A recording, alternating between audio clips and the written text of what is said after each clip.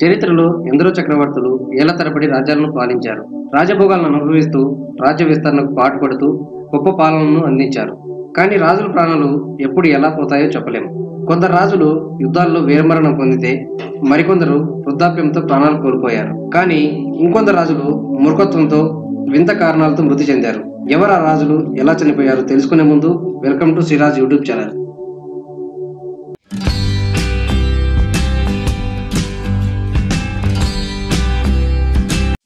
Number 1. క్రీస్తు పూర్వం 247 నుంచి 221 మధ్యకాలంలో చైనాలో కిన్ సామ్రాజ్యం ఉండేది.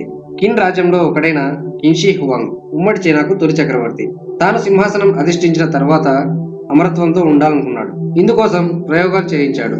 ఈ క్రమంలో పాదరసం తాగాడు. అంతే, అమరత్వం కోసం ప్రయత్నించి ఉన్న జీవితాన్ని కోల్పోయాడు. పాదరసం తాగడంతో కిన్ మృతి చెందాడు. హంగేరిని క్రీస్తు శకం 1060 కాలంలో బెలావన్ అనే చక్రవర్తి పరిపాలించాడు. రాజ్యపాలన బాధ్యతలు స్వీకరించిన 3 ఏళ్లకే సింహాసనమే ఆయనకు మరణశాసనం అయ్యింది. 1063 సెప్టెంబర్లో ఓ రోజు బెలా తన సింహాసనంలో కూర్చోగానే ఆ సింహాసనం కుప్పకూలింది. దీంతో చక్రవర్తి కింద పడి తీవ్రంగా గాయపడ్డాడు. చికిత్స పొందుతూ కొన్ని రోజులకు కన్నుమూశాడు. క్రీస్తు శకం 1087 నుంచి 1100 మధ్య కాలంలో ఇంగ్లాండ్ను విలియం II పరిపాలన సాగించాడు. ఆయనకు వేటాడడం అంటే మహా ఇష్టం. ఒకరోజు బ్రోకన్ హార్ట్ సమీపంలోని అటవీ ప్రాంతంలోకి తన అంగరక్షకులతో వేటకు వెళ్ళాడు. తన సైనికుల్లో ఒకరు మృగానికి సంధించిన బాణం నేరుగా విలియంకు గుచ్చుకుంది. దీంతో అక్కడికక్కడే ప్రాణాలు కోల్పోయాడు. 1917లో 24 ఏళ్ల వయసులోనే అలెగ్జాండర్ గ్రీసుకు రాజయ్యాడు. ఇక్కడ అలెగ్జాండర్ అంటే అలెగ్జాండర్ ది గ్రేట్ కాదు.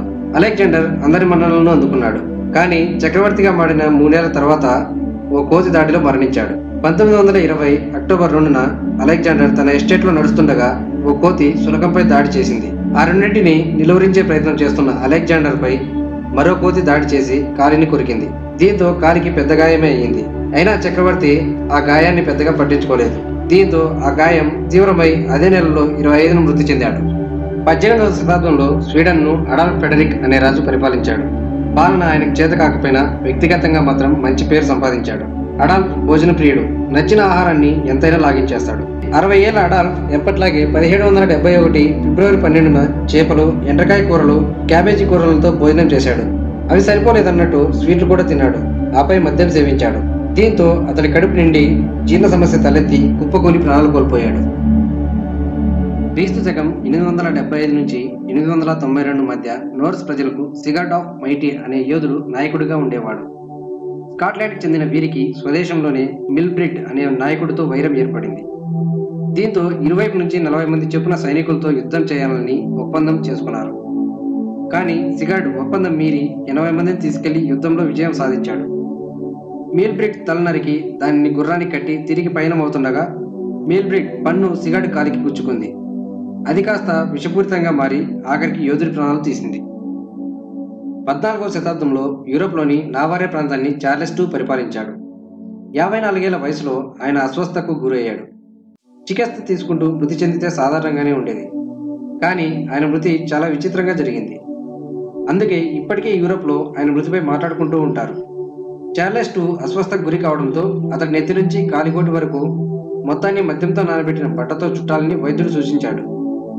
దీంతో అంతఃపురంలోని పని మనిషి రాజు బట్టతో చుట్టి దారం ముడివేసి కత్తిరించాలని భావించింది. ఆ సమయంలో కత్తెర కనిపించకపోవడంతో కొవ్వొత్తిని వెలిగించి ఆ మంటలతో దారాన్ని కత్తిరించేందుకు ప్రయత్నించింది. కానీ ఆ మంటలు బట్టకు అంటుకొని చార్లెస్ II అగ్నికి ఆహుతయ్యాడు. యూరోప్లో 1438 నుంచి 1806 మధ్యకాలంలో హాబ్స్బర్గ్ రాజ్యం ఉండేది. 1685 నుంచి 1740 వరకు చార్లెస్ IV పరిపాలన సాగించాడు. విజయవంతంగా ఎన్నో రాజ్యాలను స్వాధీనం చేసుకుని విజయభేరి మోగించాడు. ప్రపంచంలోనే అత్యంత శక్తివంతమైన రాజుగా పేరు సంపాదించాడు. అయితే 1740లో అక్టోబర్లో ఓ రోజు హంగేరీ సరిహద్దుల్లో వేటకు వెళ్లి అక్కడి నుంచి వియన్నాకు వెళ్ళాడు. ఈ మధ్యలో చార్లెస్ IV విషపు పుట్టుగొడుగులను తిన్నాడట. దీంతో తీవ్ర అస్వస్థకు గురైన ఆయన అదే నెలలో 20న ప్రాణాలు కోల్పోయాడు. విషపు పుట్టగొడుగులు తినడం వల్లే మృతి చెందాడు అని వైద్యులు ధృవీకరించారు. చార్లెస్ VIII 13 ఏళ్ల వయసులోనే ఫ్రాన్స్ చక్రవర్తి అయ్యాడు.